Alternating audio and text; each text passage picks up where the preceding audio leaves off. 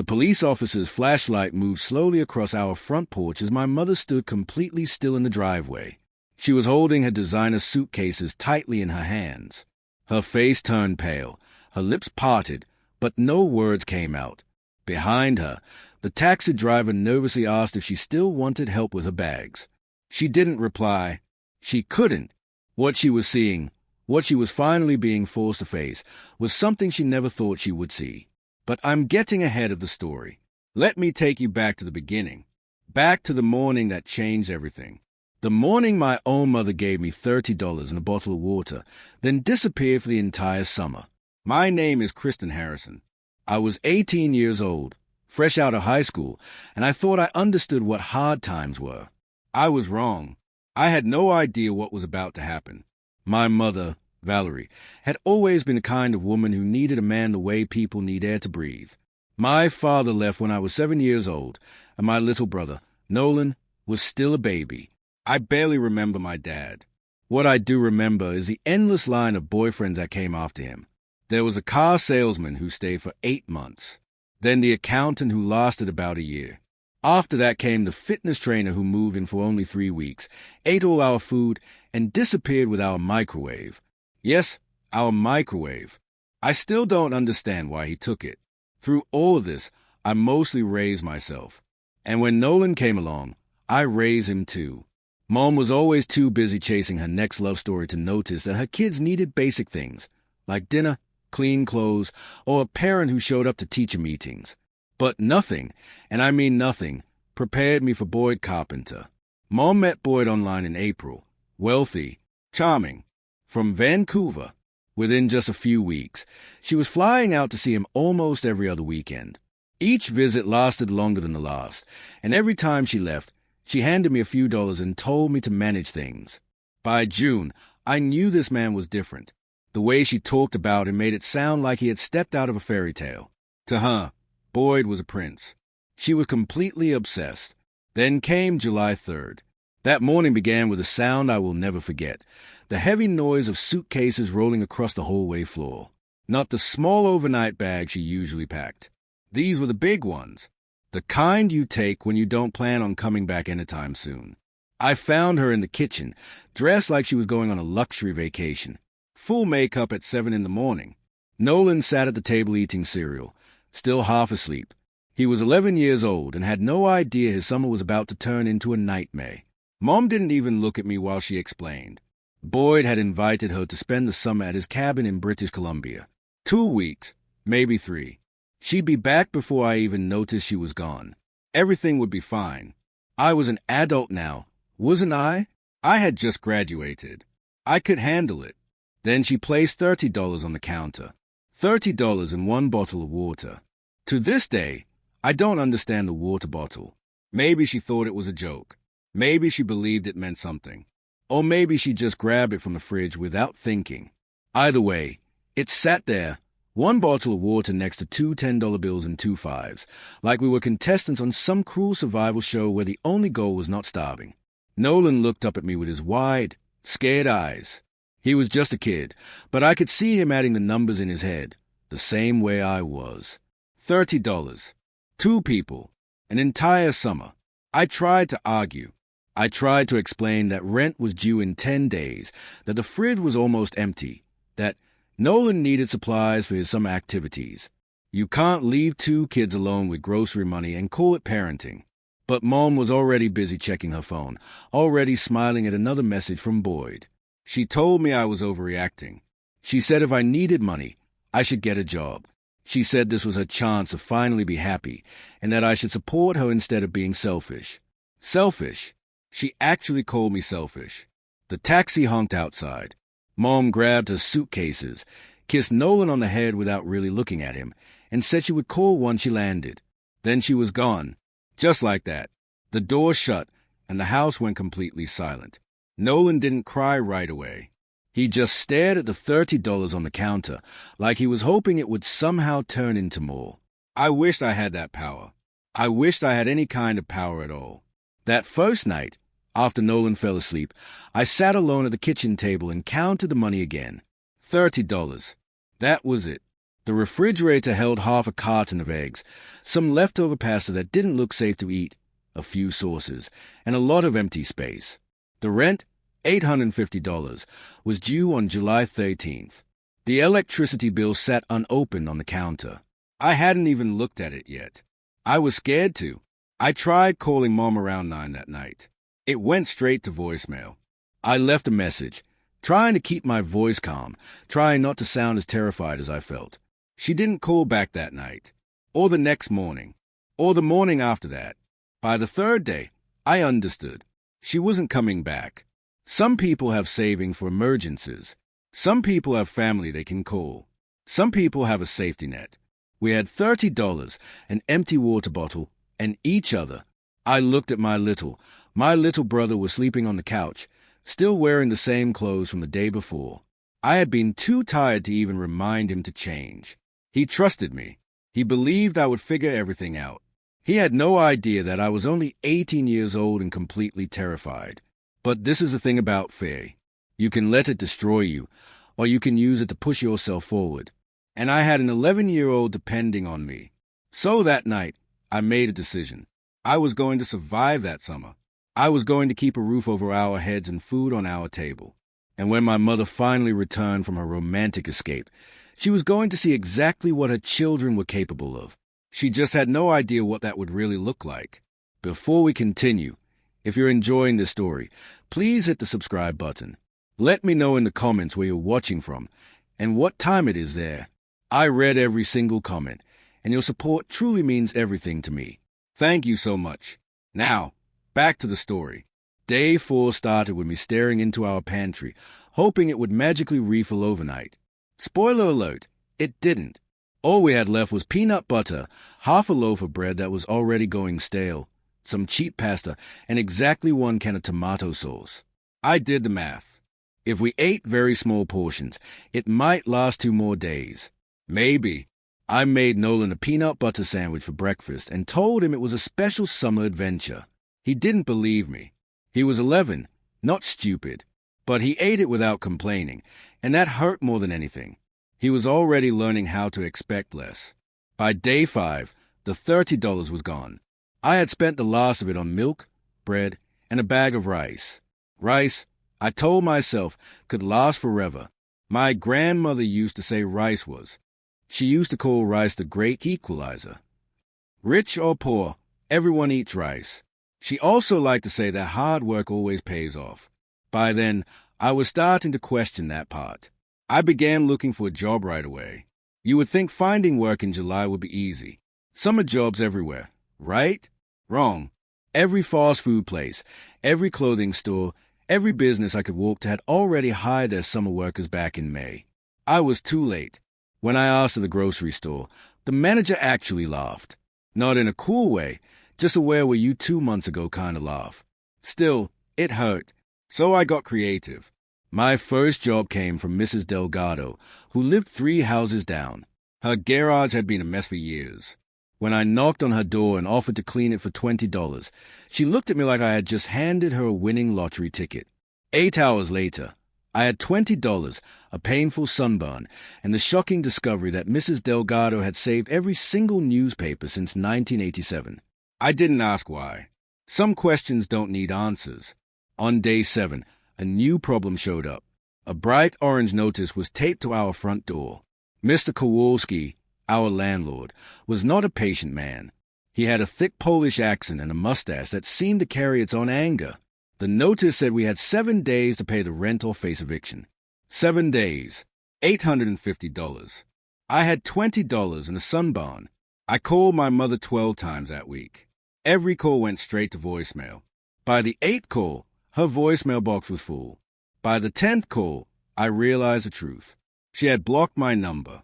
My old mother had blocked me while I was trying to tell her that her children were about to lose their home.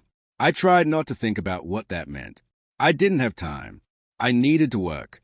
That's when I saw the sign at the car wash on Henderson Avenue. They were hiring laborers. No experience needed. Cash paid at the end of the week. I showed up at 6 in the morning and didn't leave until 7 at night. The pay was $65 for the week, and I earned every single dollar. I learned things about the inside of strangers' cars that I never wanted to know. There was a French fry in one minivan that I swear was old enough to vote. Another car had so much dog hair that I sneezed for 3 hours straight. Still, I kept coming back. I kept scrubbing. I kept smiling at customers who barely noticed I was there. Meanwhile, Nolan was supposed to start summer camp that week. The deposit was $40, money we clearly didn't have. He told me it was fine, that he didn't really want to go anyway. But that night, I heard him crying in his room. One of the neighborhood kids had made fun of him for wearing the same shorts 3 days in a row. Called him poor. Called him dirty. My little brother hadn't done anything wrong. He was just trying to survive the same impossible situation I was. I wanted to find that kid and say everything I was thinking. Instead, I went to my closet and pulled out my prom dress. It was pale blue, floor length, the nicest thing I had ever owned. I had saved for 6 months to buy it. Wearing it, I felt like a princess. The consignment shop gave me $35. I told myself it was just a dress. I told myself it didn't matter. But as I walked out of that store, I felt like I had sold a piece of myself. A piece of the girl I used to be before this summer turned me into someone harder. Day 9 brought another envelope in the mail. A warning from the electric company. Payment overdue. Service would be shut off in 14 days. I added it to the growing pile of things I couldn't afford to think about. By day 10, our refrigerator held nothing but condiments. Ketchup, mustard, a jar of pickles, and one mystery container I was too afraid to open. Nolan joked about having a condiment feast, and I laughed even though my chest hurt and I wanted to cry. That kid had more strength than anyone I knew. He definitely didn't get it from our mother. That night, I sat on the floor of the shower with the water running and cried until I felt empty. I couldn't let Nolan see me fall apart. I was supposed to be the strong one. I was supposed to have answers. But I was 18 years old, exhausted, broke, and completely alone. Mr. Kowalski came by again.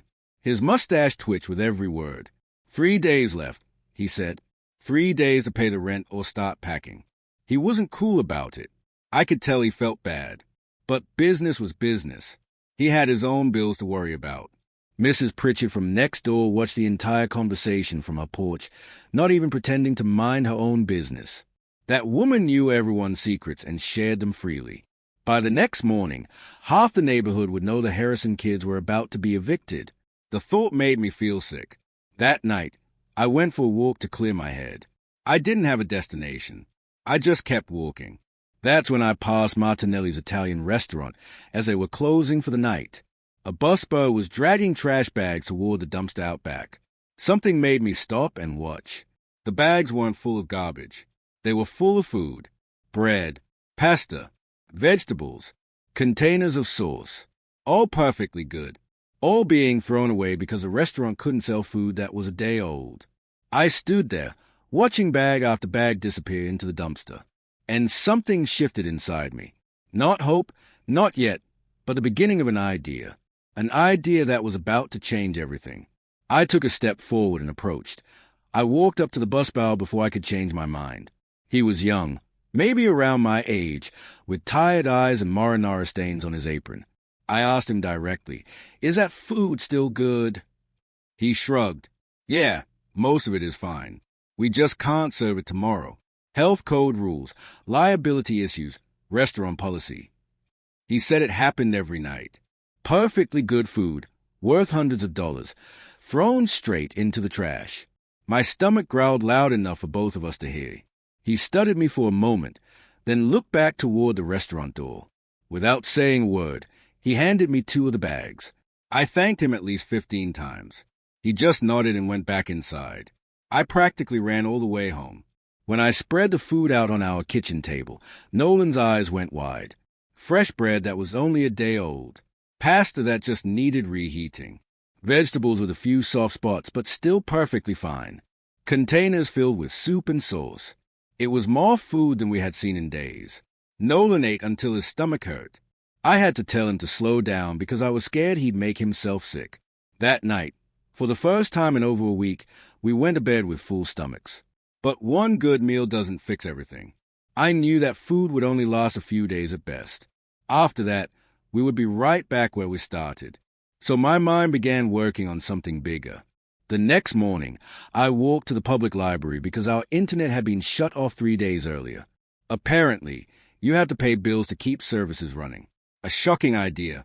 I spent hours researching food waste, food rescue groups, and something I had never heard of before, food recovery programs. And that's when I realized restaurants throw away millions of pounds of perfectly good food every single year. Not because it has gone bad, but because of company policies, liability fears, and the simple fact that they make too much of it. What surprised me most was learning that organizations already existed to deal with this problem. Real, legal groups that collected extra food and shared it with people who needed it. All it took were proper agreements and liability waivers. I spent so much time on Google that week, the algorithm probably thought I was opening a restaurant or signing up for culinary school. It kept suggesting chef hats and cooking classes. If only it knew I was just trying to figure out how not to starve. I printed everything I could find. Sample liability waivers, food safety rules, information about similar programs in other cities. The stack of papers in my hands was thick and messy, but it felt like possibility. The problem was simple. I was 18 years old and completely unknown. Why would any restaurant take me seriously? That's when I thought of Mr. Okonkwo. Leonard Okonkwo ran the community center on Maple Street. He was a retired high school teacher, 72 years old, with a voice as warm as coffee and a handshake strong enough to crush walnuts. Everyone in the neighborhood knew him. More importantly, everyone trusted him. On day 12, I walked into the community center with my pile of printed papers and a speech I had practiced 17 times in the mirror. I told him everything. About my mother leaving, about the $30, about the food being thrown away, and about my idea to collect it and share it with people who needed it. He listened without interrupting. When I finished, he leaned back in his chair and studied me for what felt like forever. Then he said, he smiled.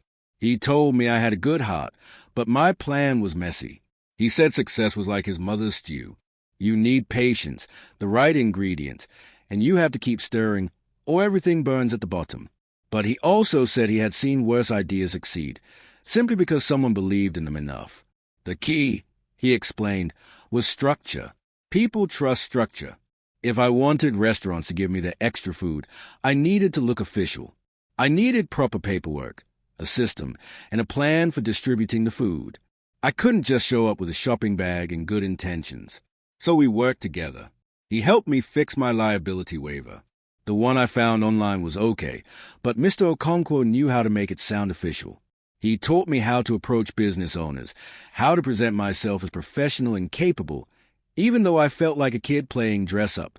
He let me use a community center as my base and promised that any food I collected could be distributed there to people who needed it. By day 13, I had a real plan. I also had 3 days until eviction and exactly $43 to my name. I went back to Martinelli's, but this time I didn't sneak to the back door. I walked in through the front entrance during the afternoon lull and asked to speak with the owner. Mrs. Martinelli was in her 60s, silver hair pulled into a tight bun, eyes that had seen everything, and were impressed by nothing. She had owned the restaurant for 31 years. Her husband had started it. She had survived recessions, health inspections, and 3 construction projects that blocked her front door. She was not easily convinced. I handed her my proposal, written by hand on notebook paper because I couldn't afford to print anything else. I explained my idea. I showed her the liability waiver. I told her about the community center, about Mr. Okonkwo, and about the families in our neighborhood who could use the food her restaurant threw away every single night. She studied my proposal for a long time. Then she looked at me. She asked how old I was. I said 18. She asked where my parents were. I hesitated, then told the truth. My mother had left me with $30 2 weeks ago and hadn't come back. I was trying to keep myself and my little brother alive. Something changed on Mrs. Martinelli's face. Not pity exactly. She didn't seem like the type to pity anyone. It was more like recognition, as if she remembered being young and desperate and doing whatever it took to survive. She agreed. 1 week trial. If it went well, we could continue. If there was a single complaint, a single problem, It was over. I thanked her so many times that she actually told me to stop before I thanked the words right out of myself. I practically floated out of that restaurant. That same afternoon, Mr. Kowalski showed up. I thought it would be for our eviction notice. Instead, he stood on our porch and studied me like I was some puzzle he couldn't figure out. He had heard about what I was doing. Mrs. Pritchard's gossip machine, surprisingly, was actually useful for once. He knew I was trying to help people. His mustache twitched the way it always did. Then he said he would give us 30 more days, not out of charity. He was quick to explain, but because he respected hard workers. His parents had come to this country with nothing and built a life through hard work. He recognized that spirit. 30 more days. It wasn't a solution, but it was time. And time was everything. That night, Nolan asked me if things were going to be okay. I looked at my little brother, who had been so brave through everything, who had never once blamed me or complained, even when things were at their worst. I told him yes. And for the first time since Mom had left, I actually believed it. What I didn't know was that our story was just beginning. The hardest parts were still ahead, but so were the most amazing moments I could have ever imagined, including the moment when my mother's face finally appeared on our doorstep and found something she never expected waiting for her. The first official night of what I was now calling my food rescue operation happened on day 14. I showed up at Martinelli's back door at exactly 10 o'clock with borrowed coolers from Mr. Okonkwo and a nervous energy that made my hand shake. The same busbar from before, Thomas, I had learned his name, had everything ready. 3 bags of bread, 2 containers of pasta, vegetables cleaned and sorted, and a tray of lasagna that hadn't sold that evening. I loaded everything into the coolers like I was handling treasure, because to me, it was treasure. The next morning, I set up at the community center at 7 o'clock. Mr. Okonkwo had spread the word through his network, retired teachers, church friends, neighbors he had known for decades. By 8, there was a line of people waiting. Elderly folks on fixed incomes, single mothers with kids clinging to their arms, a veteran in a wheelchair who hadn't had a hot meal in 3 days. I handed out food until there was nothing left, and something happened that I didn't expect. People thanked me. Not just polite thank yous, but real, heartfelt gratitude. One woman, Mrs. Patterson, grabbed my hands and told me I was an angel. I wasn't an angel. I was just a desperate teenager who had stumbled onto something bigger than herself. By the end of that first week, word had spread beyond Mr. Okonkwo's network. People I had never seen before were showing up. The demand was growing, but my supply was still just one restaurant. So I expanded. Golden Dragon Buffet became my second partner. The owner, Mr. Eitherway, was skeptical at first. His English wasn't perfect, and I think he worried about liability issues. But when I showed him the waiver, now properly typed and printed thanks to the library's free computers, he nodded slowly. He explained that buffet wasted even more food than regular restaurants. Health code rules meant food couldn't sit out for too long. Every night, he threw away enough food to feed 30 people. Not anymore. Sunrise Bakery came next. The owner, a cheerful woman named Patricia Holloway, actually cried when I explained what I was doing. Her grandmother had grown up during the Depression, she said. The idea of throwing away good bread while people were hungry had always bothered her. She just didn't know there was another option. Nolan became my right-hand man. He called himself the CFO, Chief Food Organizer. He took the job incredibly seriously. He even made himself a little name tag out of cardboard and marker. Every afternoon, he helped me sort donations, organize the distribution schedule, and keep track of what we had. That kid was 11 years old and running logistics better than most adults I knew. By day 25, I had 6 restaurant partners and was feeding over 40 families a week. The community center had become a hub of activity. Volunteers started showing up, people who wanted to help, people who had been helped and wanted to give back. Mr. Okonkwo coordinated everything with the calm efficiency of a man who had spent 30 managing teenagers. Even Mrs. Pritchard stopped gossiping and started volunteering. I didn't fully trust her yet. Old habits die hard, but she showed up every morning to help sort bread, and she hadn't spread a single rumor in days. People can surprise you sometimes. Then came day 30. I was in the middle of organizing a delivery when my phone buzzed with a text from an unknown number. Except it wasn't unknown. It was my mother's new Canadian phone. The message was short and brutal. Having an amazing time. Boyd proposed. Wedding in September. Don't bother me with drama. That was it. No questions about how we were doing. No apology for disappearing. No acknowledgement that she had left her children with $30 and a bottle of water a month ago. Just an announcement about her engagement and an order not to bother her. Nolan saw my face and asked what was wrong. I showed him the text. He read it twice, then handed the phone back without a word. But I saw something in his eyes that hadn't been there before. Not sadness. Something harder. The last little piece of him that had still hoped Mom would come back and make everything okay had finally crumbled away. We didn't talk about it. There was work to do. Day 33 brought a new challenge. I was at the community center when a woman in a blazer walked in with a clipboard and an expression that meant business. She was from the county health department, and she had questions. Someone had filed a complaint. She said, anonymous, but someone had reported that I was distributing food without proper permits, without health inspections, without any of the official approvals that legitimate food operations required. My heart sank. I thought about everything I had built over the past 3 weeks. The partnerships, the families counting on us, the volunteers who showed up every day. All of it could disappear because of one complaint. The health inspector, Dorothy Reeves, wasn't unkind. She could see that what we were doing was good, but rules were rules. If I wanted to continue, I needed proper permits, a certified kitchen space, and official nonprofit status. The cost?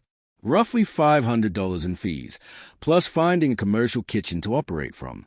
She gave me 2 weeks. 2 weeks to find $500 when I could barely keep the lights on at home.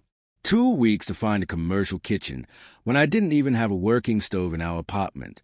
2 weeks to make everything official when I was still technically just a kid trying not to drown. I thanked Dorothy Reeves for the information and somehow held myself together until she left. Then I sat on the community center steps and tried very hard not to panic.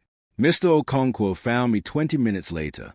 He sat beside me, his old knees creaking, and asked what was wrong.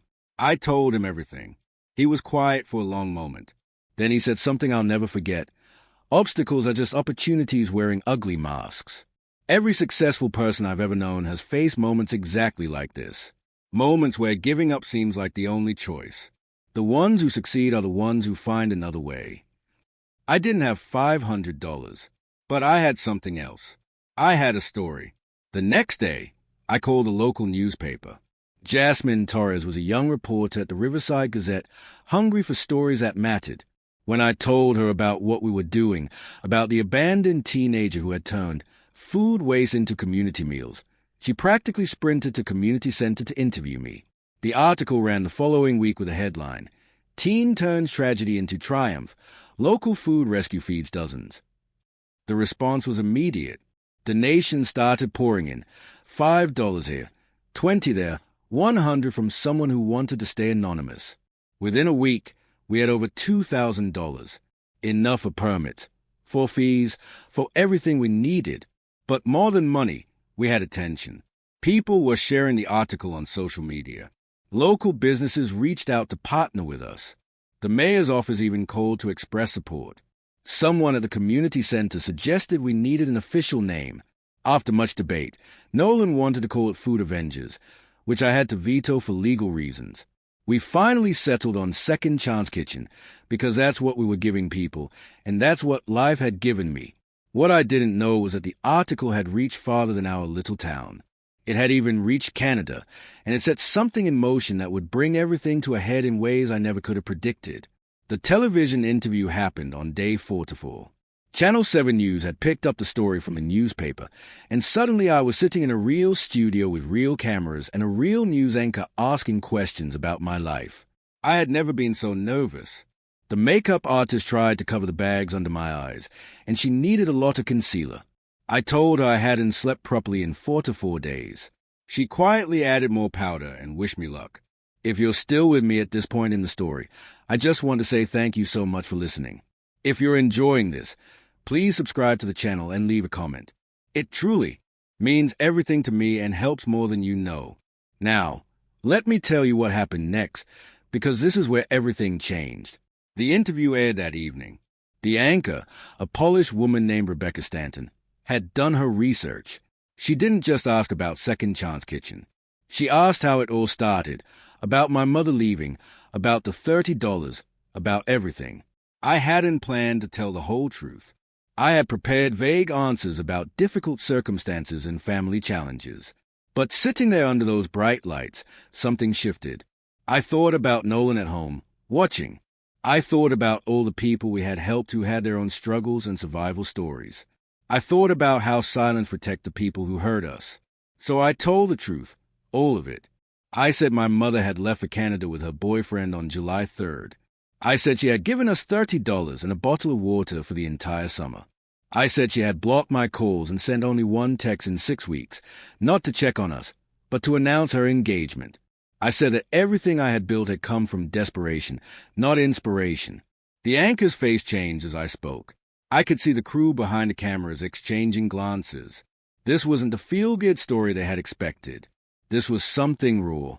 The segment aired that night with a new headline: Abandoned Teen Creates Food Empire While Mother Vacations in Canada. By morning, the story had gone viral, not just locally, but nationally. News outlets were picking it up, sharing it, commenting on it. My phone exploded with notifications, interview requests, messages of support from strangers across the country. Second Chance Kitchen received more donations in 24 hours than we had in the entire previous month. A local business owner, Mr. Fitzgerald, who ran a catering company, offered us the use of his commercial kitchen for free. Our permit applications were fast-tracked by the county. We officially became a registered nonprofit with tax-exempt status. 12 restaurants were now partnering with us. We were feeding over 80 families every week. Volunteers were signing up faster than we could train them. But the story had also reached Canada. My mother called on day 4 to 6. I almost didn't answer, but something made me pick up. She was furious, not apologetic, not concerned, furious. Her voice shook with rage as she demanded to know how I could embarrass her like this.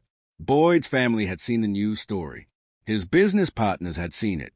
Everyone was asking questions about what kind of woman abandons her children. I listened to her rant for almost 5 minutes without saying a word. When she finally paused a breath, I said one thing: "You left us with $30 for nearly 2 months." She sputtered something about me being dramatic, exaggerating, and not understanding adult relationships. Then she announced she was coming home immediately to fix this mess and set the record straight. She hung up before I could respond. I should have felt scared. Instead, I felt something closer to peace. Let her come. Let her see what we had built. Let her face the truth she had been running from. What I didn't know, what I couldn't have known, was that the news story had caught the attention of more than just my mother. Mrs. Pritchard, my gossipy neighbor who had become an unlikely volunteer, had been carrying a secret for weeks. Back when she was still just a neighborhood busybody, she had been the one who filed her anonymous complaint with the health department. She had been skeptical of what I was doing, worried about health risks, maybe a little jealous of the attention I was getting. But as she watched me work, struggle, and pour everything into helping people, something changed in her. Guilt, maybe, or genuine admiration. Whatever it was, it pushed her to do something else. 3 weeks before the news story aired, Mrs. Pritchard had called Child Protective Services, not to hurt me, but to help. She reported that an 11-year-old child had been left without a proper guardian for over a month. She provided dates, details, everything she had observed, and CPS opened an investigation. They couldn't do much while my mother was in Canada, out of their jurisdiction. But they had been watching, waiting, and building case. When the news story confirmed everything, including my mother's location and her plans to return, they coordinated with local police. Day 4 to 7, the day my mother's plane landed, I was at home with Nolan when we heard cars pull up. Multiple cars. I looked out the window and saw 2 police cruisers and an unmarked sedan parked in front of our house. My first thought was that something had gone wrong with Second Chance Kitchen, a permit issue, a complaint, something I'd overlooked. I told Nolan to stay inside and walked out to meet them. The officer in charge, a tall man with kind eyes named Sergeant Morrison, asked if I was Kristen Harrison. I said yes. He asked if my mother was expected home today. I said yes. She should be arriving any minute. Then he explained why they were there. Child abandonment, neglect of a minor, failure to provide adequate care for a dependent. These were serious charges, he said, and they needed to speak with my mother as soon as she arrived. I stood on my front porch and tried to process this. My mother was about to be questioned by police for what she had done to us. Not because I had reported her. I hadn't, but because someone else had seen the truth and refused to stay silent. 20 minutes later, a taxi pulled up to the curb. My mother stepped out, looking like she had just left a resort, tanned, relaxed, designer sunglasses perched on her head. She had 2 new suitcases, expensive ones, probably gifts from Boyd. She was already shaping her face into an expression of righteous anger, ready to storm in and take control. Then she saw the police cars. Her step slowed. Her expression shifted from anger to confusion to something close to fear. She looked at the officers, then at me, then back at the officers. Sergeant Morrison approached her calmly and explained who he was and why he was there. I watched my mother's face go through a dozen emotions: shock, denial, outrage, panic. She tried to argue, tried to explain, tried to spin her vacation as something reasonable. Then she made the mistake of looking past the officers, past me, toward a community center 2 blocks away. There was a banner hanging above the entrance, Second Chance Kitchen, serving our community. Beneath it, a photo of me and Nolan smiling. She stared at that banner for a long, silent moment. Then she looked at me, really looked at me, maybe for the first time in years. I wasn't the scared 18-year-old she had left behind. I was standing tall, healthy, confident. Nolan appeared beside me, not hiding, not crying, but standing with his shoulders back like someone who had learned his own worth. We weren't broken. We weren't desperate. We weren't the mess she had left behind. We were survivors. We were thriving. And she had missed all of it. Her mouth opened, but no sound came out. Her designer luggage sat forgotten in the street. Her fairy tale summer had ended, and real life was waiting. The officers asked her to come with them to answer some questions. She went. What choice did she have?